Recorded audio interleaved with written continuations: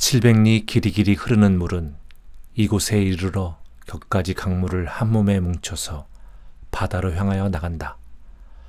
강을 따라 바둑판 같은 들이 바다를 향하여 아득하게 열려있고 그 넓은 들 품 안에는 무덤무덤의 마을이 여기저기 안겨있다. 이 강과 이 들과 저기에 사는 인간, 강은 길이길이 흘렀으며 인간도 길이길이 살아왔었다. 이 강과 이 인간, 지금 그는 서로 영원히 떨어지지 않으면 아니 될 것인가? 봄마다 불어내리는 낙동강물, 구포볼에 이르러 넘쳐 흐르네. 에헤야, 철렁철렁 넘친 물 들로 벌로 퍼지면 만만 목숨에 저지 된다네. 에헤야, 이 벌이 열리고 이 강물이 흐를째 그 시절부터 이 젖 먹고 자라왔네. 에헤야, 천년을 산 만년을 산 낙동강. 하늘가의 간들 꿈에나 잊을 소냐, 잊힐 소냐. 야. 어느 해 이른 봄에 이 땅을 하직하고 멀리 서북간도로 몰려가는 한때의 무리가 마지막 이 강을 건널째 그네들 틈에 같이 기어가는 한 청년이 있어 뱃전을 두드리며 구슬프게 이 노래를 불러서 가뜩이나 슬퍼하는 이 사꾼들로 하여금 눈물을 자아내게 하였다 한다. 과연 그네는 뭇강아지 떼같이 이 땅 어머니의 젖꼭지에 매달려 오랫동안 살아왔다. 그러나 그 젖꼭지는 벌써 자기네 것이 아니기 시작한 지도 오래였다. 그러던 터에 엎친 데 덧친다고 난데없는 이리때 같은 무리가 닥쳐와서 물어 박지르며 빼앗아 먹게 되었다. 이제는 한 모금의 젖이라도 입으로 들어가기 어렵게 되었다. 하는 수 없이 이 땅에서 표박하여 나가게 되었다. 이렇게 된 것을 우리는 잠깐 생각하여 보자. 이내의 조상이 처음으로 이 강에 고기를 낳고 이 벌의 곡식과 열매를 딸 때부터 세지도 못할 긴 세월을 오래오래 두고 그네는 참으로 자유로웠었다. 서로 노래 부르며 서로 일하였을 것이다. 남쪽 벌도 자기네 것이요 북쪽 벌도 자기네 것이었다. 동쪽도 자기네 것이요 서쪽도 자기네 것이었다. 그러나 역사는 한 바퀴 굴렀었다. 놀고 먹는 계급이 생기고 일하여 먹여주는 계급이 생겼다. 다스리는 계급이 생기고 다스려지는 계급이 생겼다. 그러므로부터 임자 없던 벌판이 임자가 생기고 주림을 모르던 백성이 굶주려 가기 시작하였다. 하늘의 햇빛도 고운 줄을 몰라가게 되고 낙동강의 맑은 물도 맑은 줄을 몰라가게 되었다. 1000년이다 5000년이다 이 기나긴 세월을 불평의 평화 속에서 아무 소리 없이 내려왔었다. 그네는 이 불평을 불평으로 생각지 아니하게까지 되었다. 흐린 날씨를 참으로 맑은 날씨인 줄 알듯이. 그러나 역사는 또 한 바퀴 구르려고 한다. 소낙비 앞잡이 바람이다. 깃발이 날리었다. 갑오 동학이다. 을미운동이다. 그 뒤에 이 땅에는, 아니 이 반도에는 한 괴물이 배회한다. 마치 날에 치고 다니는 독수리같이 그 괴물은 곧 사회주의다. 그것이 지나치는 곳마다 기어가는 암나비 궁둥이에 수없는 알이 쏟아지는 셈으로 또한 알을 쏟아놓고 간다. 청년운동, 농민운동, 형평운동, 노동운동, 여성운동. 5000년을 두고 흘러가는 날씨가 이제는 먹장 구름에 쌓여간다. 폭풍우가 반드시 오고야 만다. 그 비 뒤에는 어떠한 날씨가 올 것은 뻔히 알 노릇이다.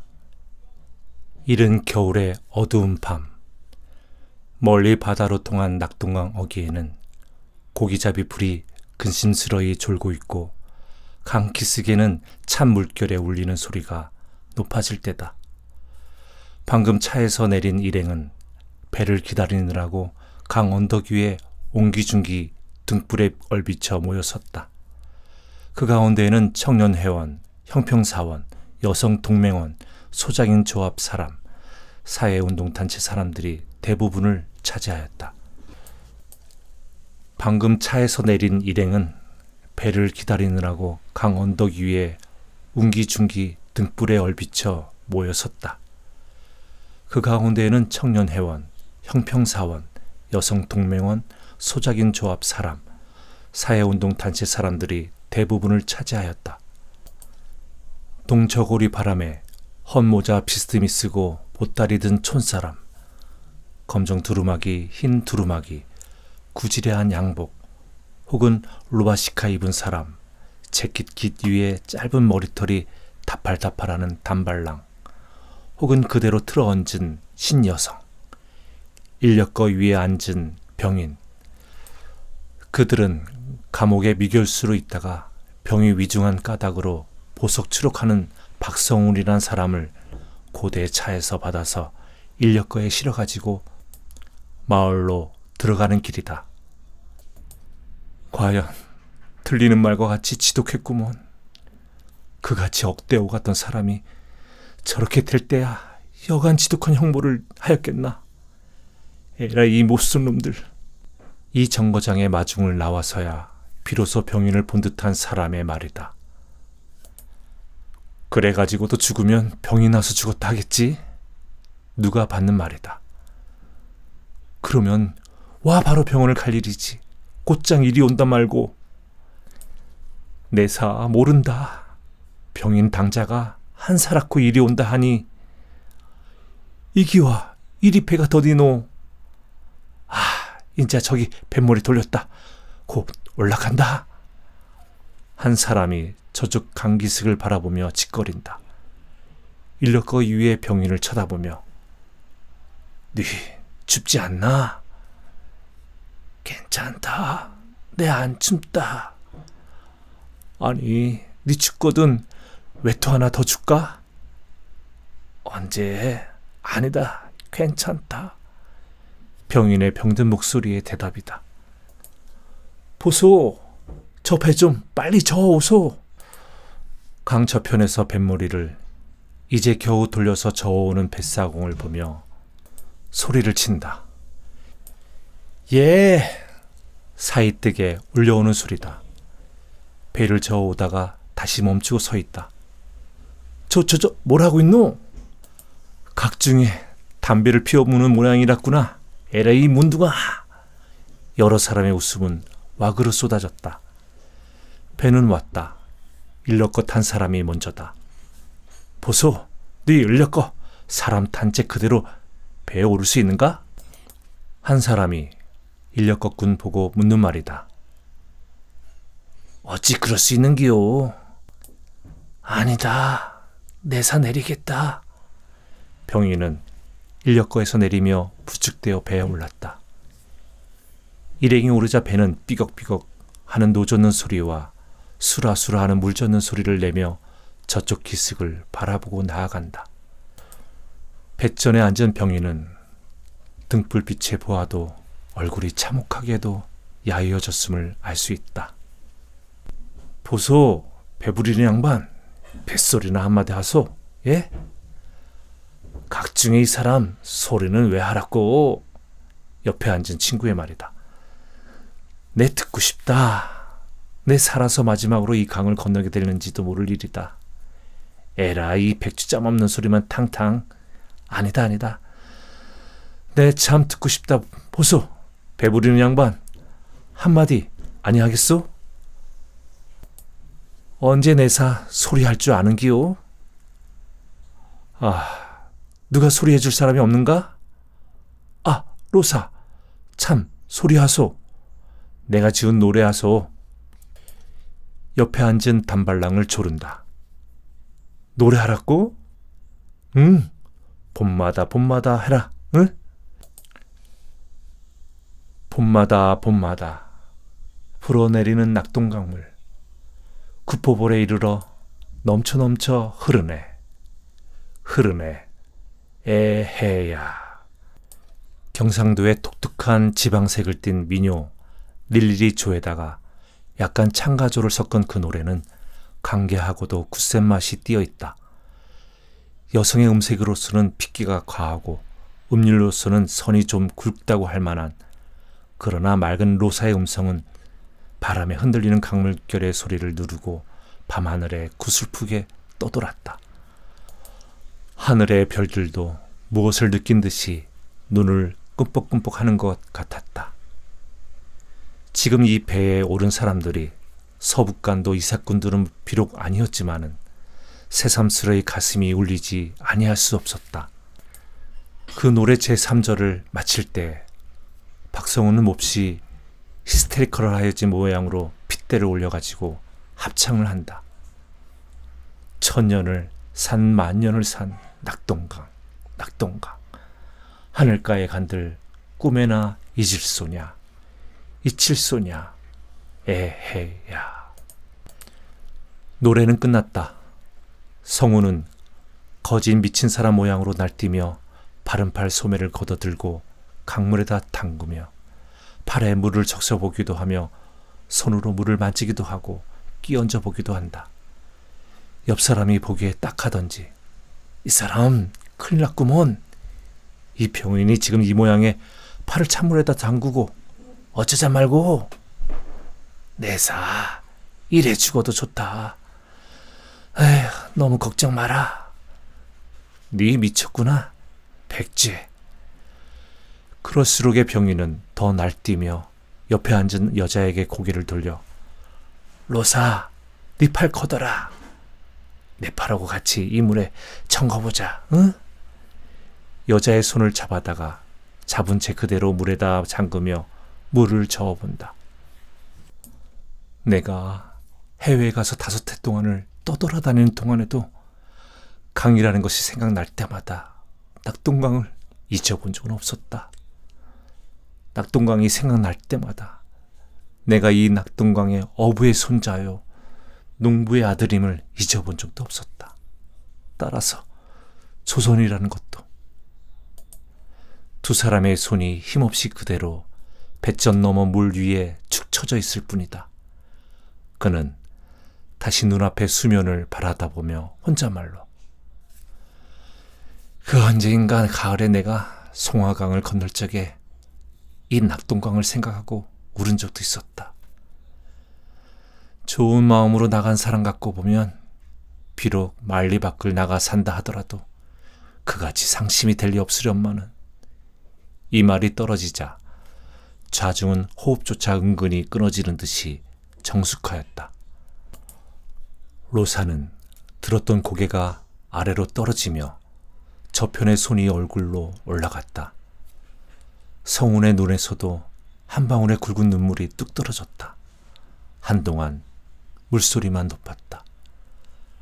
로사는 뱃전에 늘어져 있던 바른 손으로 사나이의 언손을 꼭 잡아당기며 이제 그만둡시다. 응? 이 말끝 악센트의 감칠맛이라는 것은 경상도 여자의 쓰는 말 가운데서도 가장 귀염성이 드는 말투였다. 그는 그의 손에 묻은 물을 손수건으로 씻어주며 걷었던 소매를 내려준다. 배는 저쪽 언덕에 가 닿았다. 일행은 배에서 내리자 먼저 병인을 인력거 위에다 싣고는 건넌 마을을 향하여 어둠을 뚫고 움직여 나갔다. 그의 말과 같이 박성우는 과연 낙동강 어부의 손자요 농부의 아들이었다. 그의 할아버지는 고기잡이로 일생을 보내었고 그의 아버지는 농사꾼으로 일생을 보내었었다.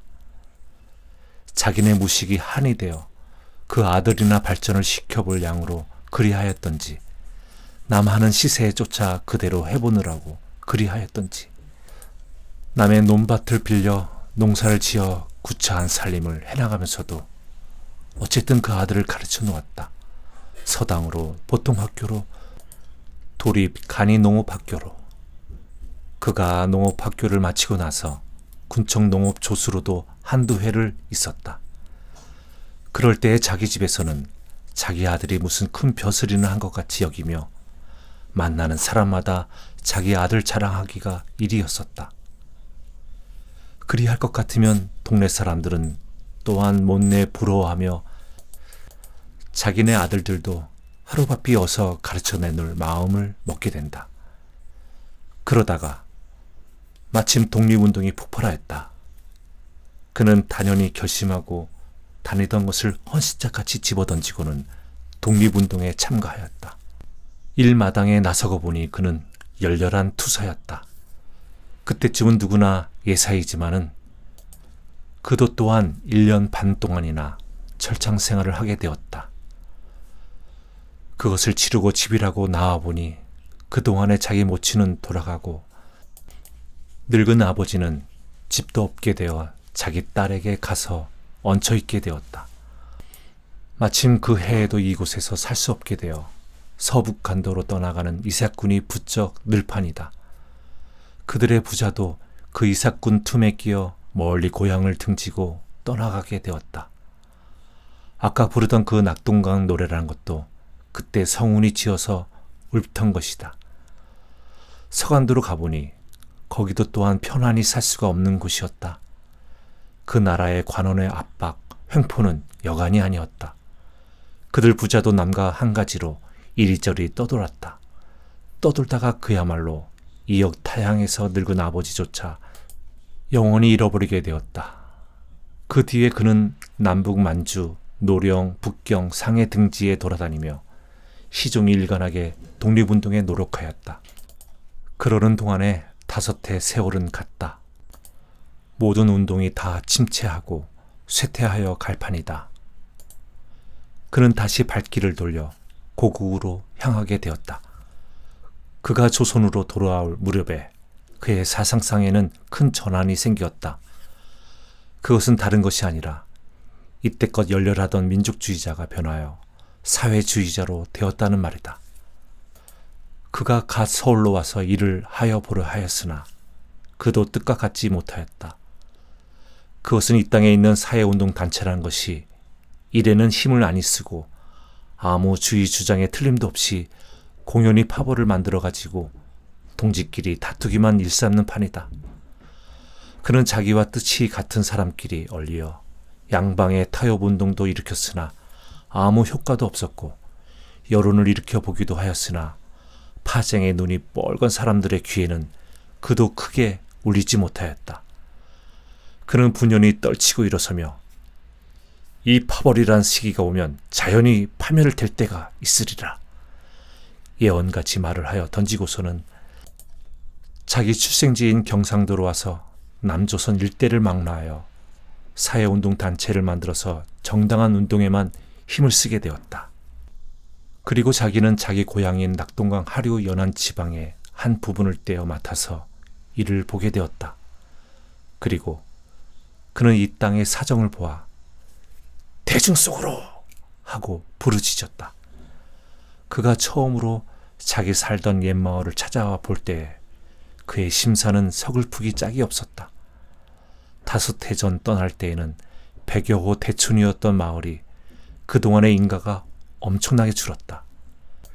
그 대신에 예전에는 보지도 못하던 크나큰 함석지붕집이 쓰러져가는 초가집들을 멸시하여 위협하는 듯이 둥그렇이 가로길게 놓여있다. 그것은 묻지 않아도 동척 창고임을 알 수 있다. 예전에 중농이던 사람은 소농으로 떨어지고 소농이던 사람은 소장농으로 떨어지고 예전에 소장농이던 많은 사람들은 거의 다 풍지박산하여 나가게 되고 어렸을 때부터 정들었던 동무들도 하나도 볼 수 없었다. 그들은 모두 도해로 서북간도로 일본으로 산지사방 흩어져 갔었다. 대대로 살아오던 자기네 집터에는 옛날의 흔적이라고는 주춧돌 하나 볼 수 없었고 그 터는 지금 창고 앞마당이 되었으므로 다만 그 시절에 사리문 앞에 있던 해묵은 느티나무만이 지금도 그저 그 넓은 마당터에 홀로 우뚝 서 있을 뿐이다. 그는 쫓아가서 어린아이 모양으로 그 나무 밑둥을 껴안고 맴을 돌아보았다 뺨을 대어보았다 하며 좋아서 또는 슬퍼서 어찌할 줄을 몰랐다. 그는 나무를 아는 채 눈을 감았다. 지나간 날의 생각이 실마리같이 풀려나간다.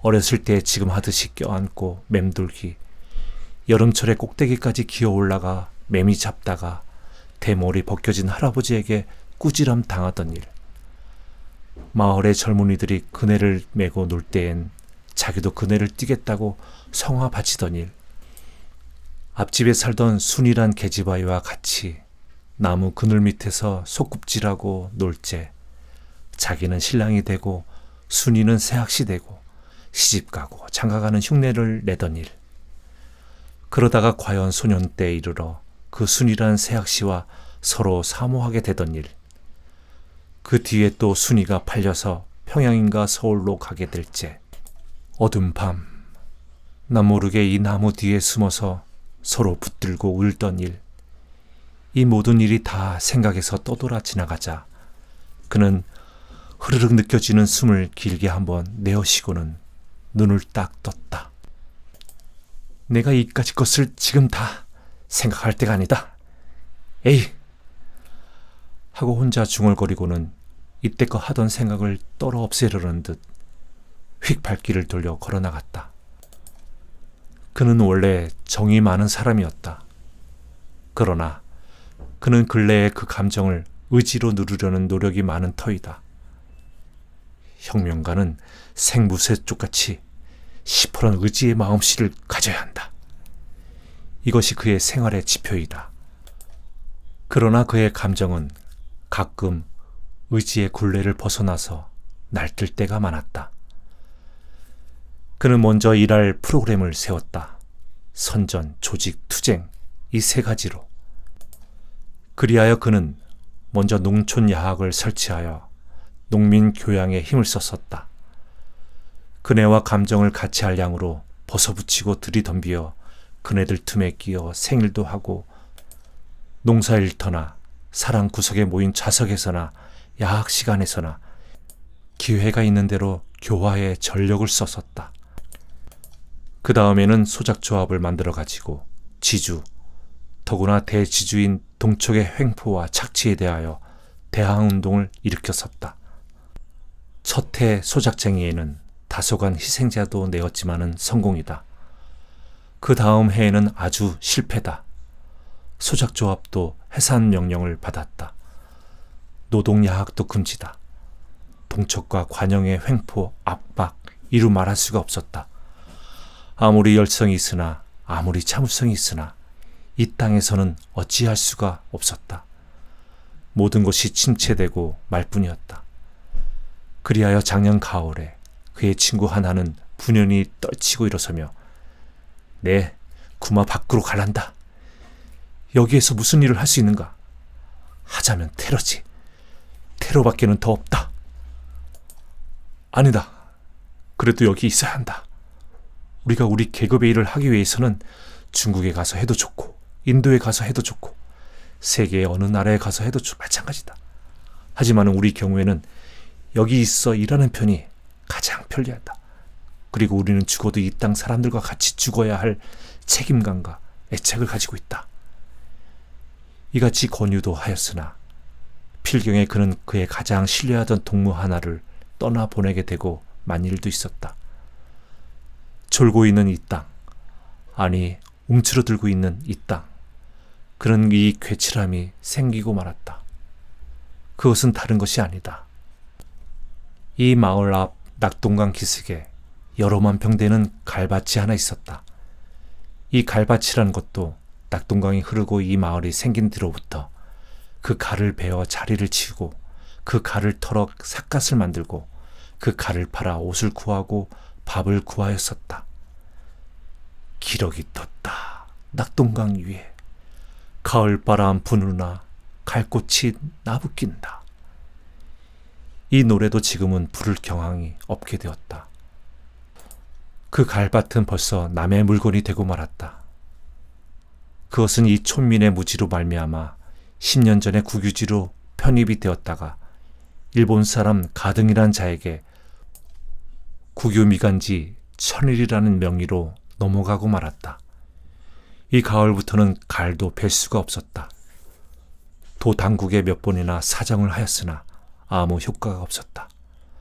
촌민끼리 손가락을 끊어 맹세를 써서 혈서 동맹까지 조직하여서 항거하려 하였다. 필경에는 모두가 다 실패뿐이다. 자기네 목숨이나 다름없이 알던 촌민들은 분한 김에 눈이 뒤집혀가지고 덮어놓고 칼을 베어 채쳤다. 저편에 수직군하고 시비가 생겼다. 사람까지 상하였다.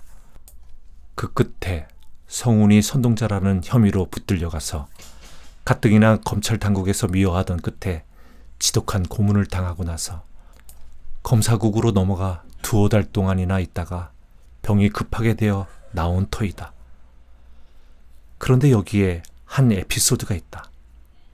그것은 이해 여름 어느 장날이다.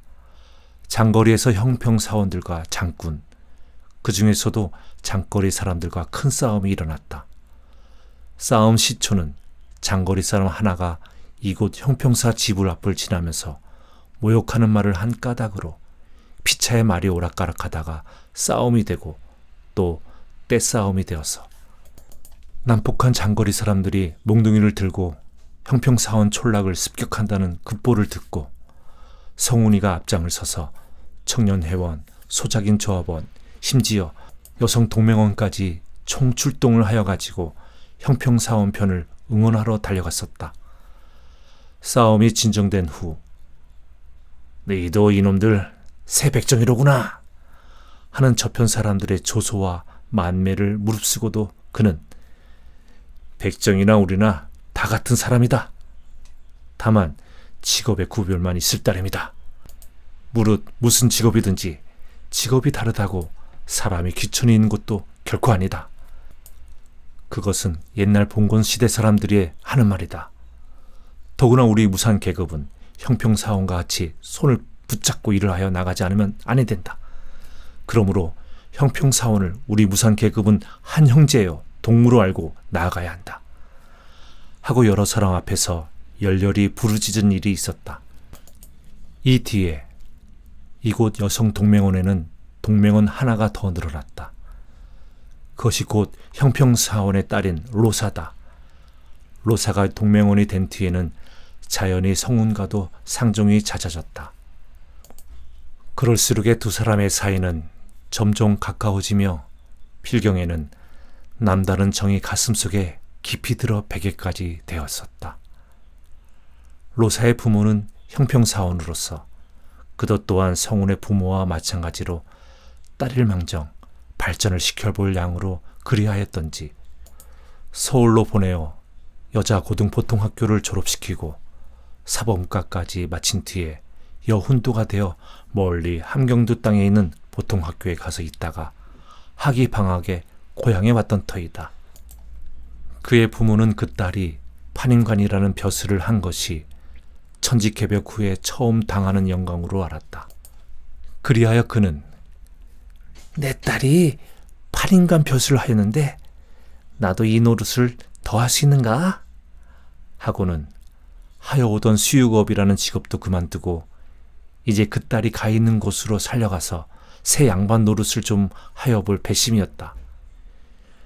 이번에 딸이 집에 온 뒤에도 서로 의논하고 작정하여 놓은 노릇이다. 그러나 천만 뜻밖의 그 못쓸 큰 싸움이 난 뒤부터 그 딸이 무슨 여자 청년의 동맹이니 하는데 푸덕푸덕 드나들며 주의자니 무엇이니 하는 사나이 틈바구니에 가서 끼어놀고 하더니 그만 가히 있던 곳도 아니 가겠다. 다니던 벼슬도 내어놓겠다 하고 야단이다. 그리하여 이내의 집안에는 제일 큰 걱정거리가 생으로 하나 생겼다. 달래다 구슬리다 별별 소리로 다 타일러야 그 딸이 좀처럼 듣지를 않는다. 필경에는 큰 소리까지 나가게 되었다. 인연의 가시네야. 네 백정놈의 딸로 벼슬까지 했으면 묻어나던지 그보다 무엇이 더 나은 것이 있더노? 하고 그의 아버지가 야단을 칠 때 아버지는 몇백 년이나 몇천 년이나 조상 때부터 그 몹쓸 놈들에게 온갖 학대를 다 받아왔으며 그래도 그 못쓸 놈들의 썩어 자빠진 생각을 그저 그대로 가지고 있구먼. 내사 그까지 더러운 벼슬이고 무엇이고 실소구마.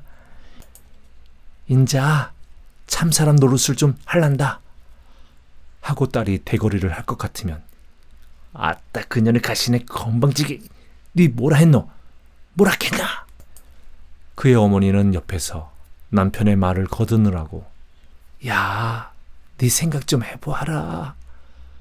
우리가 그 노릇을 해가며 너희를 공부시키느라고 얼마나 애를 먹었노.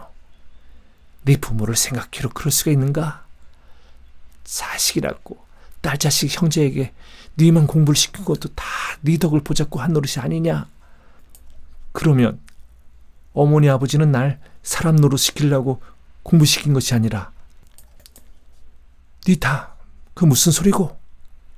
내사 한마디 못 알아듣겠다. 아휴, 네 와 이라노 와. 그만 내 듣기 싫소. 내 맘대로 할라요. 할 때 그 아버지는 화가 버럭 나서 에라이 이년의 가시네. 내 눈앞에서 베지 마라. 내사 딱 보기 싫다구마 하고는 벌떡 일어나 나가버린다. 이리 하고 난 뒤에 로사는 그 자리에 푹 엎으러져서 흐흐 느껴가며 울기도 하였다. 그것은 그 부친에게 야단을 만나고 나서 분한 생각을 참지 못하여 그러는 것만도 아니었다. 그의 부모가 아무리 무지해서 그렇게 굴지만은 그 무지함이 믿다가도 도리어 불쌍한 생각이 난 까닭이었다. 이러할 때에도 로사는 의뢰같이 성운에게로 달려가서 하소연한다. 그럴 것 같으면 성운은 당신은 최하층에서 터져나오는 폭발탄 같아야 합니다. 가정에 대하여, 사회에 대하여, 같은 여성에 대하여, 남성에게 대하여, 모든 것에 대하여 반항해야 합니다. 하고 격려하는 말도 하여준다. 그럴 것 같으면 로사는 그만 감격에 떠는 듯이 성운의 무릎 위에 쓰러져 얼굴을 파묻고 운다. 그러면 성운은 당신은 또 당신 자신에 대하여서도 반항해야 합니다. 당신의 그 눈물, 약한 것을 일부러 자랑하는 여성들의 그 흔한 눈물도 걷어치워야 돼요. 우리는 다 같이 굳센 사람이 되어야 합니다. 이같이 로사는 사랑의 힘, 사상의 힘으로 급격히 변화하여가는 사람이 되었다. 그의 본 성명도 로사가 아니었다. 어느 때 우연히 로사 루셈부르크의 이야기가 나올 때 성운이가 웃는 말로 당신 성도 로가고 하니 아주 로사라고 지읍시다. 의? 그리고 참말 로사가 되시오 하고 난 뒤에 농이 참 된다고 성명을 아주 로사로 고쳐버린 일이 있었다. 병든 성운을 둘러싼 일행이 낙동강을 건너 어둠을 뚫고 건넌마을로 향하여 가던 며칠 뒤 낮이었다.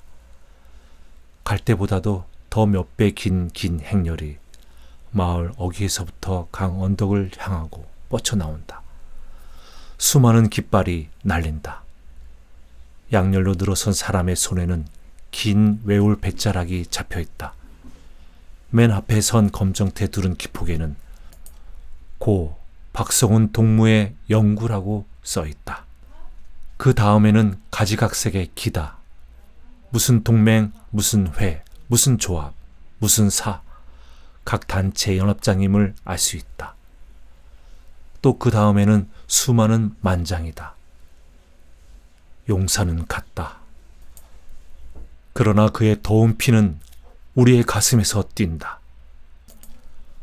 갔구나 너는. 날 밝기 전에 너는 갔구나. 밝은 날 해맞이 춤에는 네 손목을 잡아볼 수 없구나. 이루 다 셀 수가 없다. 그 가운데는 긴 시구같이 이렇게 버려서 쓴 것도 있었다. 그대는 평시에 날더러 너는 최하층에서 터져나오는 폭발탄이 되라 하였나이다. 옳소이다. 나는 폭발탄이 되겠나이다. 그대는 죽을 때에도 날더러 너는 참으로 폭발탄이 되라 하였나이다. 옳소이다. 나는 폭발탄이 되겠나이다. 이것은 묻지 않아도 로사의 만장임을 알 수 있었다. 이 해의 첫눈이 푸뚝푸뚝 날리는 어느 날 늦은 아침, 구포역에서 차가 떠나서 북으로 움직여 나갈 때이다. 기차가 들녘을 다 지나갈 때까지 객차한 들창으로 하염없이 바깥을 내다보고 앉아있는 여성이 하나 있었다. 그는 로사이다. 아마 그는 돌아간 애인의 밟던 길을 자기도 한번 밟아보려는 뜻인가 보다. 그러나 필경에는 그도 멀지 않아서 다시 잊지 못할 이 땅으로 돌아올 날이 있겠지.